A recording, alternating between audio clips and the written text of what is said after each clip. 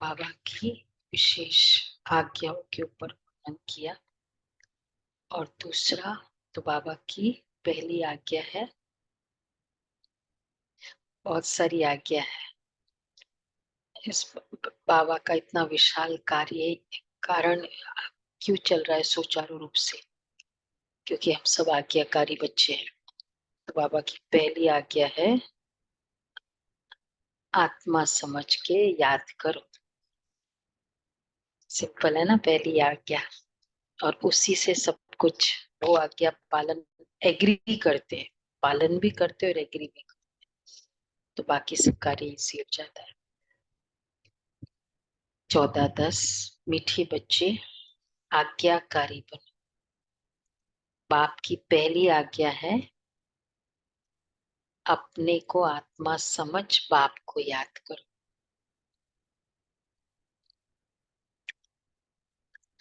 अच्छा, प्रश्न है, आत्मा रूपी बर्तन अशुद्ध क्यों हुआ है और उसको शुद्ध बनाने का साधन क्या है?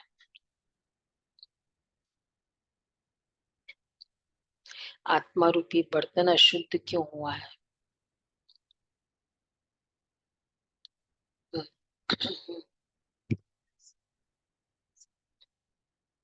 देह समझ रहे हैं ये अशुद्ध, पवित्रता नहीं है। बाबा ने आज अच्छा रीजन बताया कि वायात बातों को सुनते और सुनाते आत्मा रूपी बर्तन अशुद्ध बन गया। कैसे शुरू हुआ?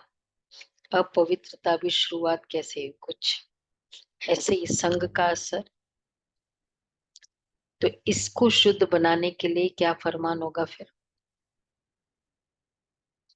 हियर नो इविल, स्लो करते, see no evil, talk no evil. एक बाप से सुनो, बाप को ही याद करो, तो आत्मा रूपी बर्तन शुद्ध हो जाएगा।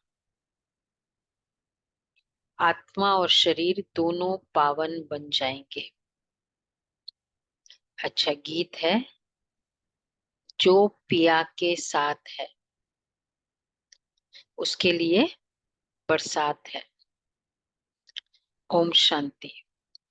ओम शांति का अर्थ तो बच्चों ने समझा हुआ है।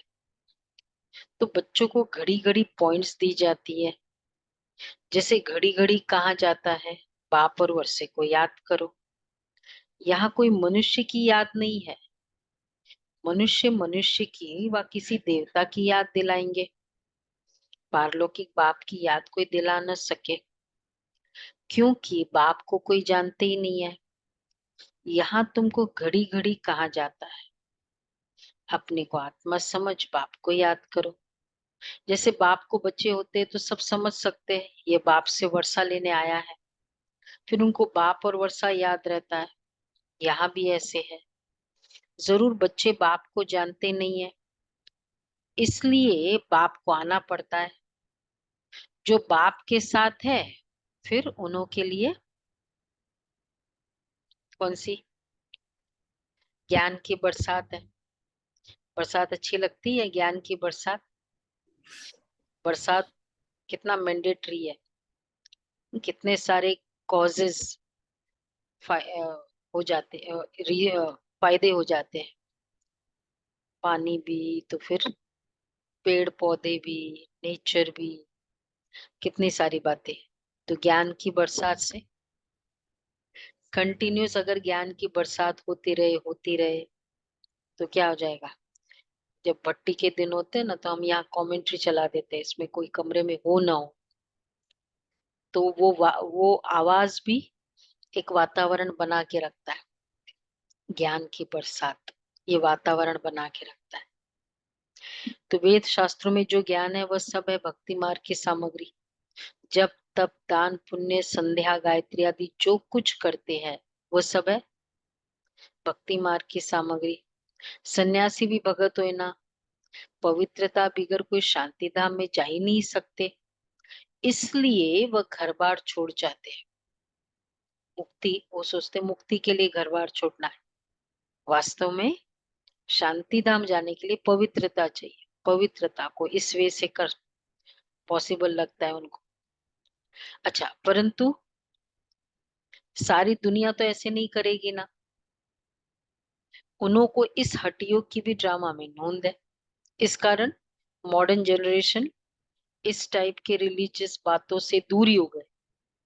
वो पर्टिकुलर प्रैक्टिस से चलो आप एक एग्री नहीं करो, वो एक अलग बात, लेकिन उसको पूरा टोटल रिलीजन को ही, भगवान के नाम को ही डिस्काउंट कर देना, जीवन से डिस्कार्ड कर देना। क्योंकि एक कुछ, जैसे कहीं ये होते हैं ना, सपोज सेंटर पे जाके और फिर भी कुछ ऐसे उनका स्वभाव रहता है ऐसे, तो पूरा घर वाला इसलिए भी नहीं आते, या ब्रह्मा कुमारी इसको मानते ही नहीं, क्योंकि तो यही हो गया। तो परंतु सारी दुनिया तो ऐसे नहीं करेगी ना। उन्हों की इस हड्डियों की भी ड्रामा में नोंद है। तुम बच्चों को राजयोग सिखलाने कल्प कल्प एक ही बार आता हूँ। मेरा और कोई अवतार होता नहीं है। री इनकारनेशन ऑफ गॉड, वो हुआ उचते उच। फिर री इनकारनेशन ऑफ जगत अम्बा और जगत पिता भी जरूर होने चाहिए। वास्तव में री इनकारनेशन अक्षर सिर्फ बाप से ही लगता है। सदगति दाता एक ही बाप है। यूं तो हर एक चीज फिर से री इनकारनेट होती है। जैसे अभी भ्रष्टाचार है तो कहेंगे ना भ्रष्टाचार री इनकारनेट हुआ, वापस आ गया सृष्टि पर। फिर से भ्रष्टाचार हुआ है तो मतलब फिर से शिष्टाचार। श्रेष्टाचार आएगा। हम्म। अगर ये फिर से आएगा तो रात आई है तो फिर दिन भी तो आएगा। रीइंकारनेट तो हर चीज होता है। अभी पुरानी दुनिया है फिर नई दुनिया आएगी। कितना बड़ा ये स्ट्रेस डी स्ट्रेस का एक तरीका है। भाई एक जैसे हमेशा हर कोई चीज थोड़ी रह सकती है। जो जो भी परिस्थिति हम समझते थे, फेजेस, मतलब साल लग गए उसको ठीक नहीं होने में, आप अब शायद वो सपना ही हो गया, वैसी कुछ है ही नहीं बात। नहीं, कई ऐसी बातें होती है। तो लेकिन उस पीरियड में जब तक वो परिस्थिति हमारे अकॉर्डिंग नहीं होती, तब तक कितना कुछ कार्मिक अकाउंट आत्माएं क्रिएट कर देती है, और वो ही फिर भुगतती रहती है उसका ही कारण। तो अगर ये लॉ समझ ले कि वापस भ्रष्टाचार हुआ फिर से श्रेष्टाचार हुआ, ऐसा आया फिर से बहुत अच्छा होगा, तो रीइंकारनेट तो हर चीज होती है। अभी पुरानी दुनिया है फिर नई दुनिया आएगी, नई दुनिया की बात कहेंगे फिर से पुरानी दुनिया आनी है। ये सब बातें बाप बैठ समझाते। यहाँ जब बैठते हो तो हमेशा ऐसे समझो, यहाँ जब बैठते हो हमेशा ऐसे समझो कि मैं आत्मा हूँ। सिंपल 1 घंटा करेंगे। मुझे बाप का फरमान मिला हुआ है, मुझे याद करो। मैं आत्मा, सामने शिव बाबा मुरली सुना रहे, ज्ञान की बरसात कर रहे हैं। चलो 1 घंटे में ट्राई करते हैं हमारी कॉन्शियसनेस में कितनी शक्ति, कितनी पावर आती है रिमेम्बरेंस की, याद की। तो बच्चों के सिवाय तो और कोई को बाप का फरमान मिल ना सके। फिर बच्चों में कोई तो आज्ञाकारी होते, कोई आज्ञा न मानने वाले भी होते। बाप कहते हैं आत्माएं, तुम मेरे साथ बुद्धि का योग लगाओ। बाप आत्माओं से बात करते हैं, और कोई विद्वान पंडित आदि ऐसे नहीं कहेंगे। जानते हो कि शिव बाबा इस शरीर द्वारा हमें समझा रहे हैं, शरीर बिगड़ तो एक्ट हो न सके। पहले पहले तो ये निश्चय करना, निश्चय चाहिए। निश्चय बिगड़ तो कुछ भी बुद्धि में नहीं बैठेगा। पहले निश्चय चाहिए कि हम आत्माओं का बाप निराकार परमपिता परमात्मा है, और साकार में है प्रजापिता ब्रह्मा। अच्छा, हम है ब्रह्मा कुमार कुमारी। देखो बाबा कल भी और कितने बार भी इनग्रेन करते थे, बच्चे तुम आत्माओं का बाप कौन है? शिव बाबा। शरीर का बाप है तो मैं कौन हूँ? मैं आत्मा हूँ। आत्माओं का बाप परमात्मा है तो मेरा पिता कौन हुआ? तो मेरा फादर, परम पिता मेरा फादर नहीं है, मेरा फादर ही परम पिता है। ये, तो अगर अ, वो पॉइंट, मैं आत्मा नहीं हूँ, मैं आत्मा पॉइंट हूँ। है ना। तो इस कंटेक्स्ट में ऐसे समझना है, निश्चय बिगड़ तो कुछ भी बुद्धि में नहीं बैठेगा। पहले निश्चय चाहिए कि हम आत्माओं का बाप व निराकार परम पिता परमात्मा है। शिव के तो सब आत्माएं बच्चे हैं, इसलिए शिव कुमार कहेंगे, कुमारी नहीं। ये सब बातें धारण करनी है। धारणा तब होगी जब निरंतर याद करते रहेंगे। याद करने से ही बुद्धि रूपी बर्तन शुद्ध होगा। व्यायात बातें सुनते सुनते बर्तन अशुद्ध बन गया है, क्योंकि शुद्ध उसको शुद्ध बनाना है। अब पवित्र बनना है। सन्यासी कहते आत्मा निर्लेप है, और बाप कहते हैं आत्मा में ही खाद पड़ी है। श्री कृष्ण की आत्मा और शरीर दोनों पवित्र है। अच्छा, दोनों पवित्र, सिर्फ आत्मा और शरीर पवित्र कहाँ होते हैं? सिर्फ सतयुग में ही होते हैं। यहाँ तो हो ही ना सके। और जब तक दोनों पवित्र नहीं तो पूजा उनकी हो ही नहीं सकती, वो लिविंग बीइंग की। तुम आत्माएं नंबरवार पवित्र होती जा रही हो, अभी पवित्र बनी नहीं है। कोई भी पवित्र नहीं है, सब पुरुषार्थ कर रहे हैं। अंत में नंबरवार सबकी रिजल्ट निकलेगी। बाप आकर सभी आत्माओं को फरमान करते हैं कि बच्चे मुझे याद करो, अपने को अशरीरी समझो, देह अभिमानी बनो। मूल यह बात बाप बिगर कोई समझा नहीं सकते। बार बार अपने आप को आत्मा समझो, आत्मा समझो। तुम आ- आत्मा है, रज्जू में सर्प, रज्जू में सर्प, और इस तरह आत्मा है, आत्मा है। अभी तक सुना, सन्यासी ने, मैं आत्मा हूं। ये बहुत ज्यादा एम्फोसाइज नहीं किया। हाँ, फिर और भी आगे, हाँ, ये भी बात है। तो ये बात बाप भी अगर कोई समझा ही नहीं सकते। पहले ये पूरा निश्चय होगा तो विजय पाएंगे। निश्चय नहीं होगा तो विजय नहीं पाएंगे। निश्चय बुद्धि विजयंती। कंप्लीट विजय, कंप्लीट। मैं फर्स्ट डे का पार्ट, देखिए लास्ट डे तक यही चलता है पूरा। तो निश्चय बुद्धि विजयंती। गीता में कोई कोई अक्षर बहुत अच्छे होते हैं। इसको कहा जाता है आटे में नमक। देखो, ये भी एक प्रैक्टिस अच्छी है आत्मा का। जब भी मैं संकल्प आए तब इमीडिएटली बिंदु स्वरूप फील हो, फील हो या दिखाई दे, ये कहेंगे कि आत्मा का अभ्यास अच्छा हो गया है। मैं शरीरों की मेल फीमेल, चलो ये एक रोल है, मतलब एक कार लिया है, अलग अलग कारें होती है ना लोगों की। पर मैं याद आती, बिंदु याद है। हो रहा है ये, हो रहा है। मैं आत्मा चला रही हूँ, शरीर होमवर्क हो रहा है। बोलो सुलभा बहन, राजू बहन, हो रहा है। अच्छा, बहुत अच्छा। हो तो रहा है दीदी, पर वेरी गुड। बीच बीच में भूल चला, गुम भी हो जाता है। अच्छा अच्छा, हो रहा है मतलब।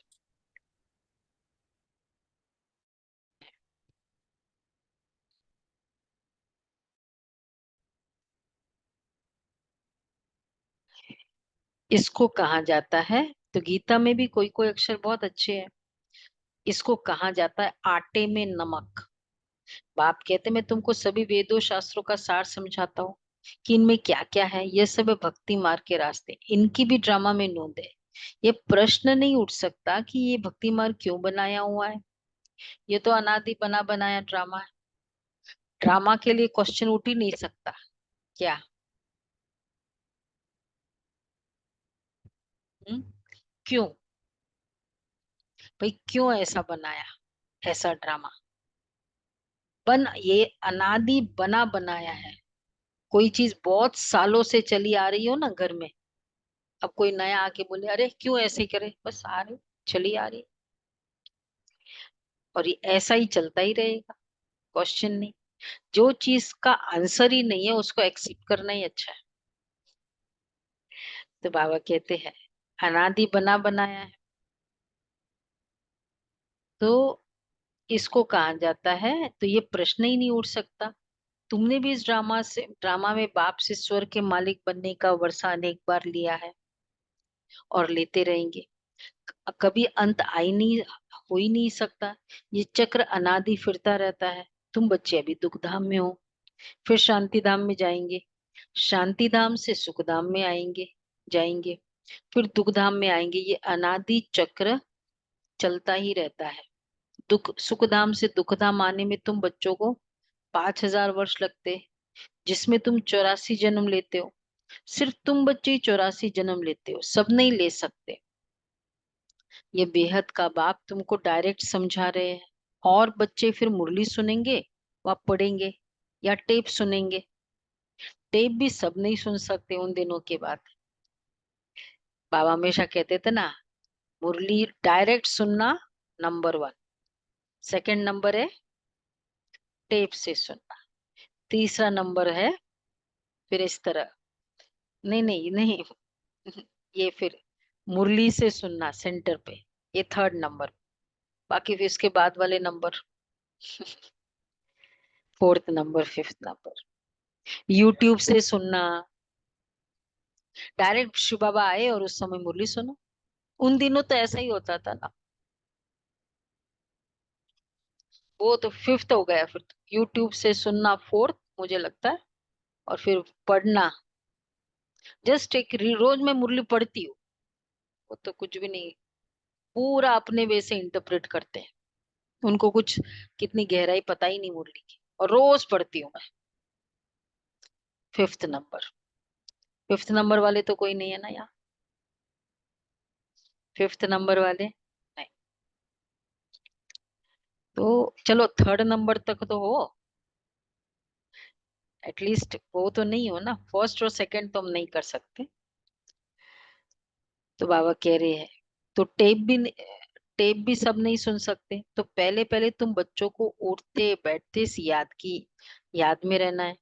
मनुष्य तो माला फिरते राम राम जपते रहते हैं। रुद्राक्ष की माला कहते हैं ना, अब रुद्र तो है भगवान, फिर इस माला में मेरू दोनों दाना इकट्ठा है। वह तो विष्णु के युगल स्वरूप है। वह कौन है?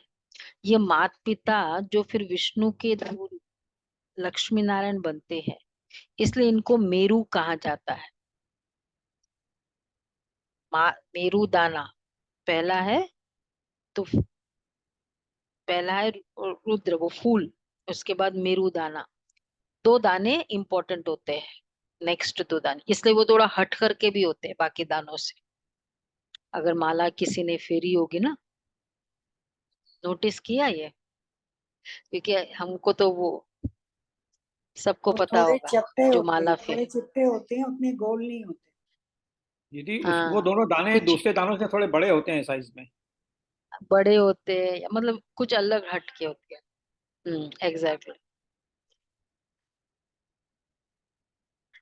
ये गहराई तो बाबा समझाते हैं ना, वो तो होता है, हमको समझाया किसी ने नहीं है, ऐसा नहीं कि नहीं होता। तो फूल है शिव बाबा, फिर ये मेरू, ये मम्मा बाबा जिनको मात पिता कहते हैं। विष्णु को मात पिता नहीं कह सकेंगे। देखो, मात पिता विष्णु को नहीं, क्यों?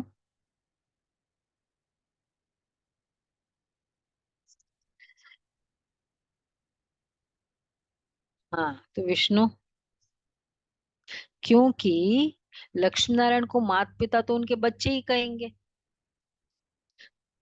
वो तो दो बच्चों के माँ बाप है। मम्मा बाबा जगत के पिता। आजकल तो सबके आगे जाकर कहते त्वमेव माताश्च पिता त्वमेव। बस कोई एक ने महिमा की तो उनके पीछे फॉलो करने लग पड़ते हैं। ये है ही अनराइटियस दुनिया। कलयुग को कहा जाता है अनराइटियस, सत्युग को कहा जाता है राइटियस। वहां आत्मा और शरीर दोनों पवित्र होते हैं। सत्युग में श्री कृष्ण गोरा है, फिर अंतिम जन्म में उनकी आत्मा सावरी बनी है। ये ब्रह्मा सरस्वती इस समय सावरे है ना, आत्मा काली बन गई है तो उनका जेवर भी काला बन गया है। सोने में ही खाद पड़ती है, उससे जेवर भी जो बनता है वह खाद वाला। सत्युग में जब देवी देवताओं की गवर्नमेंट होती है, तो ये झूठ खाद होती ही नहीं है। झूठ कोई भी तरह का झूठ नहीं होगा। वहां तो सोने के महल बनते हैं। भारत सोने की चिड़िया थी, सचखंड, सतयुग। जब नाम ही दुनिया में भी मानते सतयुग, तो फिर कैसे वहां सारा झगड़ा का कारण क्या है? कोई भी झूठ पूरा झगड़े का कारण है। तो सचखंड, वहां तो सोने के महल बनते हैं। अभी सोने की चिड़िया थी, भारत सोने की चिड़िया था। अभी तो मुलम्मा है, मतलब हाँ एलॉय है ना उसमें। ऐसे भारत को फिर से स्वर्ग बाप ही बना सकते हैं। तो बाप समझाते, श्रीमत भगवानुवाच, है ना। श्री कृष्ण तो दैवी गुणों वाला है, दो भुजा दो टांग वाला। चित्र में तो कहाँ नारायण को, कहाँ लक्ष्मी को चार भुजाएं दी। देखो बाबा ने कहा श्री भगवानुवाच, है ना। भगवान के डायरेक्ट महावाक्य हम सुन रहे हैं। सुनो, जिसकी गीता को इतना गाते हैं, इतना मतलब उसमें कितनी वैल्यू करते हैं, वो ये श्री कृष्ण श्री भगवानुवाच। तो मैं क्या कर रही हूँ, एक है गाना, एक है डायरेक्ट सुनना। तो समझते कुछ भी नहीं है। ओम अक्षर भी कहते हैं। अब जैसे वर्ल्ड कप चल रहा है ना, एक है तुम डायरेक्ट लाइव देख रहे हो, और एक है 20-25 साल के बाद ये वाला वर्ल्ड कप को आप फिर से उसके जो भी शॉट्स है फिर देखेंगे या फिर सुनेंगे केवल। कौन सा इम्पोर्टेंट है? साक्षी है ना, हाँ, देख रहे हैं तो समझते भी कुछ नहीं है। ओम अक्षर भी कहते हैं। ओम का अर्थ बताते, ओम माना मैं गॉड, जिधर देखता हूँ गॉड ही गॉड है। परंतु ये तो रॉन्ग है ना। ओम माना अहम, ओम माना आत्म हमारा अहम आत्मा, ओम माना गॉड नहीं। तो ओम शांति का मतलब हुआ। इसलिए अगर ओम माना गॉड है तो ओम शांति क्या उन्होंने अर्थ लगाया, भगवान शांति का सागर है। मैं तो कुछ भी नहीं फिर। तो बाप भी कहते अहम आत्मा, ओम माना अहम आत्मा। बाप भी कहते अहम आत्मा, परंतु मैं सुप्रीम हूँ, इसलिए मुझे परमात्मा कहा जाता है। मैं परम धाम में रहता हूँ। ऊंचते ऊंच भगवान, फिर सूक्ष्म वतन में ब्रह्मा विष्णु शंकर की आत्मा। फिर नीचे आओ तो ये मनुष्य लोक है, वह दैवी लोक, वह आत्माओं का लोक, जिसको मूल वतन कहा जाता है। तो ये बातें समझने की है। तुम बच्चों को ये अविनाशी ज्ञान रत्नों का दान मिलता है, जिससे तुम भविष्य में माला माल, डबल सिरताज बनते हो। देखो श्री कृष्ण को दोनों ताज है ना। फिर वही बच्चा चंद्रवंशी में आता है तो दो कला कम हो जाती है। देखो श्री कृष्ण को डबल ताज, और वो भी कब से बताया श्री कृष्ण को ताज? नहीं, भक्ति मार्ग में भी ताज, ताज श्री कृष्ण का ताज कब बताते हैं? जब से बचपन से। जन्मा बच्चा मतलब ही ताजधारी। श्री कृष्ण को कभी भी बिना ताज कोई भी फोटो में नहीं बताते।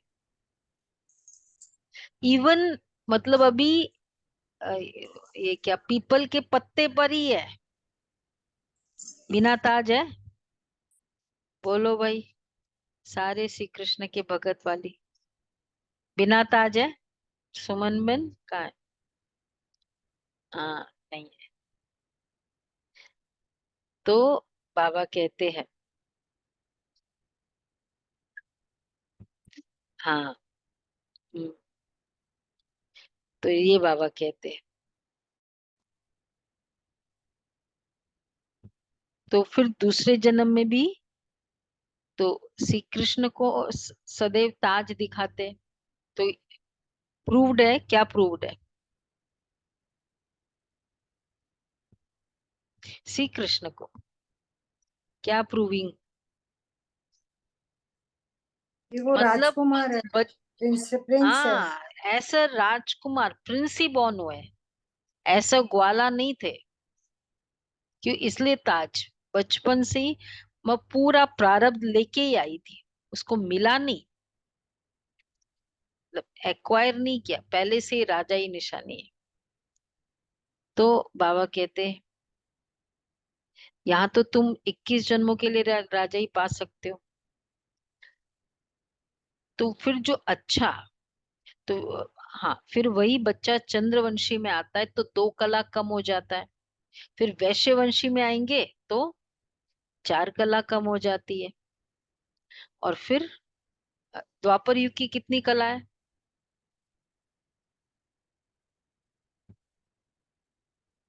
8। और कलयुग में नो कला कला 0 कला। 9 कला नहीं, 0 कला। नो ओके, तो यहाँ तुम द्वापर युग में 8 कला,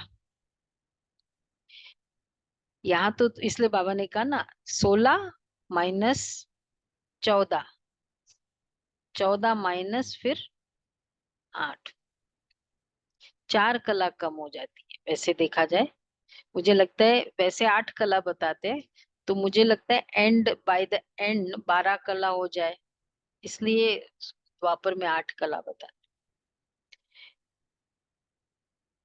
तो बाबा ये कहते हैं यहाँ तुम 21 जन्मों के लिए राजा ही पा सकते हो। तो बाप अपना परिचय देते हैं, कहते आई एम सुप्रीम सोल। फिर दूसरे जन्म में उनको, सॉरी एक रह गया, फिर जो अच्छा दान पुण्य करते हैं उनको एक जन्म के लिए अच्छी राजाई मिलती है। अच्छा, फिर दूसरे जन्म में भी अच्छा दान पुण्य किया तो फिर भी राजाई मिल सकती है। फिजिकल जो भी उपलब्धियां है, जितना हम देंगे वो इन्वेस्टमेंट है, जितना यूज करेंगे वो स्पेंडिंग है। कोई भी चीज स्पेंडिंग क्या हो जाता है, उसी साल का प्रॉफिट एंड लॉस में, है ना गुलाब भाई, सेट ऑफ हो जाता है, उसी साल का प्रॉफिट है। और जो जो इन्वेस्टमेंट है वो क्या होता है, बैलेंस शीट में कैरी फॉरवर्ड होता है। तो इसलिए बाबा कहते हैं जो दान पुण्य करते हैं, जो भी राजाई जिनको भी मिली भी है, उसका कारण ही है कि पिछले जन्म का ये इन्वेस्टमेंट जो आज मिल रहा है। तो मेहनत करनी पड़ती है। यहाँ तो तुम 21 जन्म के लिए राजा ही पा सकते हो, मेहनत करनी पड़ती है ना। तो बाप अपना परिचय देते हैं, कहते आई एम सुप्रीम सोल। इसलिए उनको परम पिता परम आत्मा अर्थात परमात्मा कहा जाता है। तुम बच्चे सुप्रीम को याद करते हो, तुम हो सालीग्राम, वह है शिव।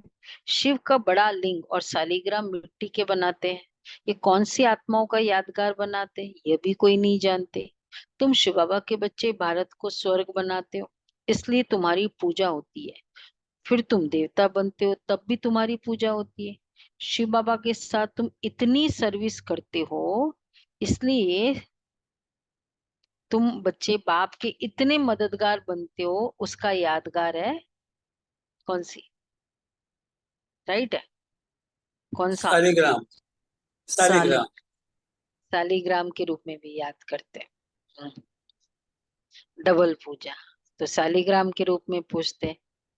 जो या उत्तम से उत्तम कर्तव्य करते हैं उन्हों की पूजा होती है, इसलिए साथ साथ होती है ये शिव की और सालीग्राम की पूजा, है ना। वो और अभिषेक होता है ना, रुद्राभिषेक, तो सालीग्राम भी मस्ट है, रखे होते हैं वहां।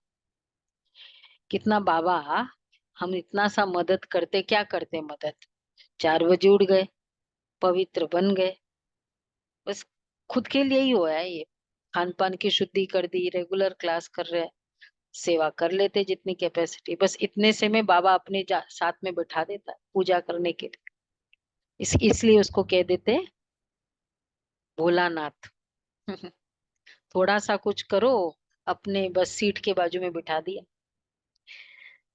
तो शिव बाबा के साथ तुम इतनी सर्विस करते हो, इसलिए सालीग्रामों की भी पूजा होती है। जो उत्तम से उत्तम कर्तव्य करते हैं उन्हों की पूजा होती है, और कलयुग में जो अच्छा काम करते हैं उन्हों का यादगार बनाते हैं। कल्प कल्प अच्छा काम करने वालों के यादगार है, इसलिए वो स्टेच्यूज है। या अभी लेटेस्ट फैशन हुआ है, डे बना देंगे। Day, mother's day, father's day, वो डे हो गया। आज कौन सा डे? 365, वो पायलट एविएशन डे। कुछ भी, कुछ कंट्रीब्यूट किया है सोसाइटी को, डे। सिस्टर्स डे भी होता है। अच्छा, सिस्टर्स डे होता है। तो कुछ भी कंट्रीब्यूट थोड़ा बहुत करते हैं उसका एक डे हो जाता है, और कोई और अच्छा काम करते तो एक स्टेच्यू बना देते हैं, और बहुत श्रेष्ठ कर्म होता है उसका मंदिर होता है। ये फर्क है। तो कल्प कल्प आप तुम बच्चों को सारी सृष्टि का राज समझाते, अर्थात तुमको सुदर्शन चक्रधारी बनाते। सुदर्शन चक्र विष्णु को नहीं हो सकता, वह तो देवता बन गया। ये ज्ञान सारा तुमको है। फिर लक्ष्मी नारायण बनेंगे तो ये ज्ञान रहेगा नहीं, वहां तो सब सदगति में है। तुम बच्चे ये ज्ञान अभी सुनते हो, फिर राजा ही पा लेते हो। स्वर्ग की स्थापना हो गई, फिर ज्ञान की दरकार ही नहीं रहती। बाप ही आकर अपना और रचना का पूरा परिचय देते हैं। सन्यासियों ने माताओं की निंदा की है, परंतु बाप आकर माताओं को उठाते हैं। बाप यह भी समझाते हैं कि ये सन्यासी न होते तो भारत काम चिता पर बैठ एकदम खाक हो जाता। उस समय का वो रोल भी इम्पोर्टेंट था। जब देवी देवता, देखो कितना, हर समय का जो जो सिचुएशंस रही इस संसार में, या जो जो मान्यता रही, वो सब एक्यूरेट था। एक्यूरेट है कि नहीं? सन्यासियों ने अगर ऐसा किया, घर बार छोड़ा, और इस कारण पवित्र बने, वो भी जरूरी था। तो वो भी अच्छा था रोल। और फिर आज वैसा नहीं है, और आज बाबा ने इस तरह पवित्र बनाया, वो भी अच्छा है। तो पूरा जीव, पूरा सृष्टि चक्र है ही अच्छा। तो फिर क्या कहते लोग, क्या है ये दुनिया? क्या अगले अगले संगम युग या अगला वापस ऐसा ही रिपीट होगा? अच्छा है ना पहले, ये पूरा कल्प का जो भी फेजेस है, अच्छा ही है ना। फिर ये आता है संकल्प, वापस मैं ऐसे गलत काम करूंगा। आता है। थोड़ा बाबा, कई बार ब्राह्मण बच्चे कह देते थोड़ा बाबा चेंज करे ना, क्योंकि वैसे अच्छा है, वैसे कल्याणकारी है, लेकिन थोड़ा चेंज करे ना बाबा। चाहिए किसी को। हाँ, मतलब वही वही वही सब कुछ ना, वो फिर वापस। हाँ, याद रहे हम वापस। गलती ना करें। याद रहे गलती ना करें। अच्छा, इतना करे कि गलती ना करें हम। कौन सी गलती ना करें? कि शादी ना करे, ऐसा? बाबा कहते मैं ड्रामा को चेंज ही क्यों करूं? ड्रामा खराब हो तो चेंज करूं ना।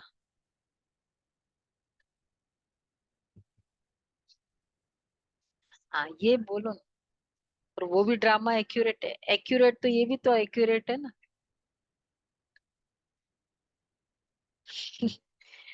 तो बाबा कहते हैं कि आ, तो भारत, इसलिए बाप ये भी समझाते कि ये सन्यासी न होते तो भारत काम चिता पर बैठ एकदम खाक हो जाता। अब जब के कोविड आया, मतलब वैसे बहुत कुछ ऐसे भी हुआ, लेकिन वैसे ही बहुत कुछ, क्या कहेंगे सबको, ऑनलाइन वालों को बहुत अच्छा भी हुआ ना। कितने सारे, क्या बोलेंगे कल्याणकारी। सब, अच्छा हुआ ना। वैसे बहुत दीदी रॉन्ग। फायदेमंद दीदी है। दीदी कोविड आने से मैं ब्राह्मण बच्चा बन पाया। हाँ, देखो। कितने कोविड के अगर बेनिफिट्स, एडवांटेज या गुण गाए तो कितने सारे निकल आते हैं। बहुत सारे निकलेंगे बेनिफिट्स। डिसएडवांटेज ठीक है। तो जब एडवांटेज भी बहुत है और डिसएडवांटेज भी है तो फिर तो उस आत्मा का कोई हिसाब किताब ही नहीं बनता है। वो परिस्थिति है ही अच्छी। तो जब देवी देवता वाम मार्ग में गिरते हैं तो उस समय अर्थक्वेक बड़ी जोर की होती है, फिर सब नीचे चला जाता है। देखो, देवी देवता वाम मार्ग में गए, अपवित्र बने, तब एक बड़ी अर्थक्वेक होती है। वो जैसे बताने कि उसके कारण पूरा ग्राफ चेंज हो गया, सिस्टम पूरा चेंज हो गया वर्ल्ड का। और किसके कारण? देवी देवताओं के कारण। किसके कारण? हमारे कारण। तो बाबा कह रहे हैं फिर सब बहुत नीचे चला जाता है, और खंड आदि तो होते ही नहीं, भारत ही होता है उस समय, अर्थक्वेक होता है। तब वो फिर शुरू हो जाता है। हाँ, एकदम आखिरी में शुरू हो जाता है, कलाई कम हो जाती है ना, एकदम डाउन। तो फिर और उस समय केवल भारत होता है, वो अर्थक्वेक हो रहा है और भारत हो रहा है, तो क्या हुआ? फिर वो डिवाइड हो गया ना, इसलिए फैल गया लैंड। भारत से आत्माएं अलग अलग लैंड्स में चली। इस्लामी आदि तो पीछे आते, तो फिर वो सत्य की चीजें यहाँ रहती नहीं है। तुम जो सोमनाथ का मंदिर देखते हो, वो कोई वैकुंठ का नहीं है, ये तो भक्ति मार्ग में बना है, जिसको मोहम्मद गजनवी आदि ने लूटा। बाकी देवताओं के महल आदि सब कहाँ गए? फिर अर्थक्वेक में गायब हो जाते सब। वो सोना वोना सब चला गया। इसलिए लास्ट में अर्थक्वेक इंपॉर्टेंट है। जो गया था वो फिर, यही तो पूरी वो स्टोरी है ना एटलांटिस की, और किस तरह ये रेवोल्यूशन होना है, रिजुविनेशन होना है, एक पूरा एक इसके पीछे का साइंस हमने कई बार दिवाली के समय बताया था, कैसे सत्य की स्थापना होती है। तो ऐसे नहीं, तो बाकी देवताओं के महल आदि सब अर्थक्वेक में गायब होते हैं। ऐसे नहीं कि महल के महल नीचे गए वही फिर ऊपर आ जाएंगे, नहीं, वह तो अंदर ही टूट फूट सड़ जाते हैं। फिर उसी समय खोदते हैं तो कुछ न कुछ मिलता है। अभी तो कुछ भी नहीं मिलता। शास्त्र में कोई ये बातें है नहीं, सदगति दाता है ही बाप। पहले तो ये निश्चय चाहिए, निश्चय में ही माया विघ्न डालती है। कहते भगवान कैसे आएगा? अरे शिव जयंती है तो जरूर आए होंगे ना, बाप ने समझाया है। मैं बेहद के दिन और बेहद की रात के संगम पर आता हूँ, ये कोई नहीं जानते कि किस समय आता हूँ। तुम बच्चे जानते हो, बाप ने ये नॉलेज दी है और दिव्य दृष्टि से ये चित्र आदि बनवाए हैं। गीता में भी कल्प वृक्ष का कुछ वर्णन है। बच्चों को कहते हम तुम अभी है, कल्प पहले भी थे, और फिर कल्प कल्प मिलते भी रहेंगे। मैं कल्प कल्प तुमको ये ज्ञान दूंगा तो चक्र भी सिद्ध होता है, परंतु तुम्हारे सिवाय कोई समझ न सके। ये सारे सृष्टि चक्र का चित्र है, जरूर कोई ने तो बनवाया है। बाप भी इस पर, बच्चे भी इस पर समझाते हैं। कल्प वृक्ष का चित्र किसने बनवाया? कल्प वृक्ष का चित्र का ओरिजिन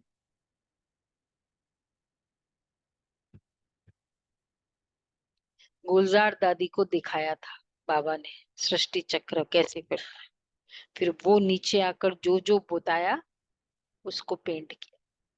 ये दिव्य दृष्टि का चित्र है। और इसका जो झाड़ का चित्र है वो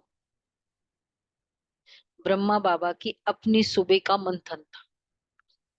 फिर बाबा ने जैसे जैसे बताया, नहीं सृष्टि चक्र की बात कर रही हूँ, और झाड़ नहीं, नहीं हमारे जैसे जो कल्प वृक्ष का पिक्चर है वो तो वैसे तो कुछ न कुछ तो आटे में नमक था, लेकिन ज्ञान मार्ग में कब से ऐसे हुआ तब की बात बता रहे, किसके थ्रू ये पेंटिंग्स है, ये था।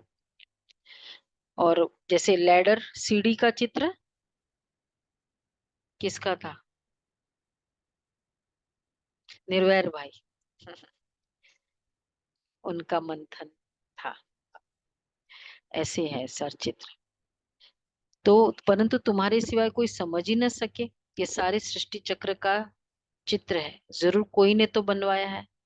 बाप भी इस पर, बच्चे भी इस पर समझाते हैं। अच्छा, मीठे मीठे सिक्के लदे बच्चों प्रति माता पिता बाप दादा का याद प्यार, गुड मॉर्निंग। रूहानी बाप की रूहानी बच्चों रूहानी को बच्चों को नमस्ते। नमस्ते। हम रूहानी बच्चों की रूहानी माता पिता बाप दादा को याद प्यार नमस्ते, गुड मॉर्निंग। शुक्रिया बाबा, प्यारा बाबा, थैंक यू बाबा, वाह बाबा वाह। हर बात में विजय का आधार निश्चय है, इसलिए निश्चय बुद्धि जरूर बनना है। विजय का आधार निश्चय है। सदगति दाता हर बाप, सदगति दाता बाप में कभी संशय नहीं उठाना है।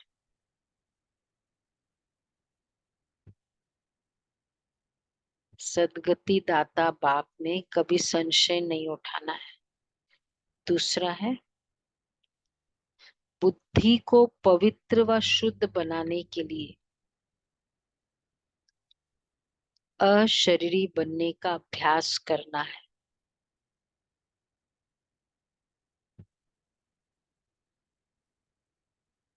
बुद्धि को पवित्र व शुद्ध बनाने के लिए अशरीरी बनने का अभ्यास करना है।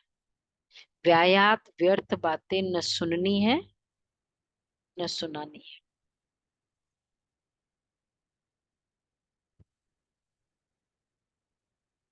वरदान है,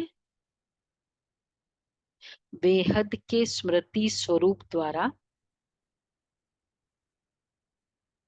बेहद के स्मृति स्वरूप द्वारा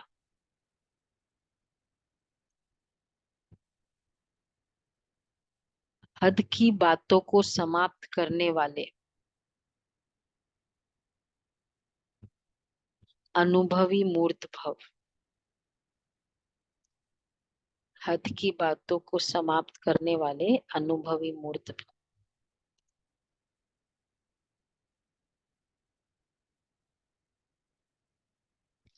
आप श्रेष्ठ आत्माएं, डायरेक्ट बीज और दो मुख्य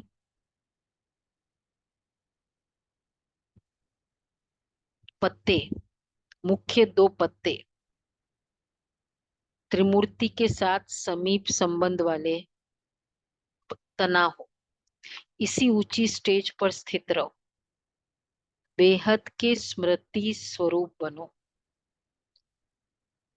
तो हद की व्यर्थ बातें समाप्त हो जाएगी।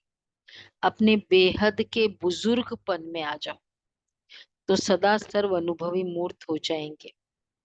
जो बेहद के पूर्वजपन का ऑक्यूपेशन है, उनको सदा स्मृति में रखो। आप पूर्वजों का काम है, आप पूर्वजों का काम है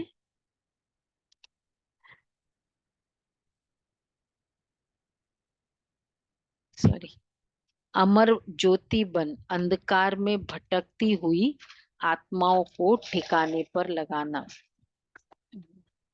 हाँ, ये हमारा पूर्वजों का काम है। अच्छा, स्लोगन है, किसी भी बात में मूंझने के बजाय मौज का अनुभव करना ही मस्त योगी बनना है।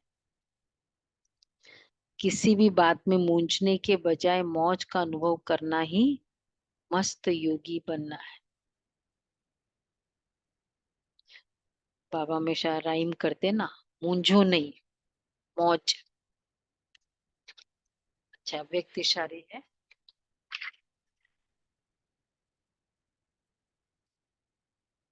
सफलता प्राप्त करने का विशेष आधार हर सेकंड, हर श्वास, हर खजाने को सफल करना।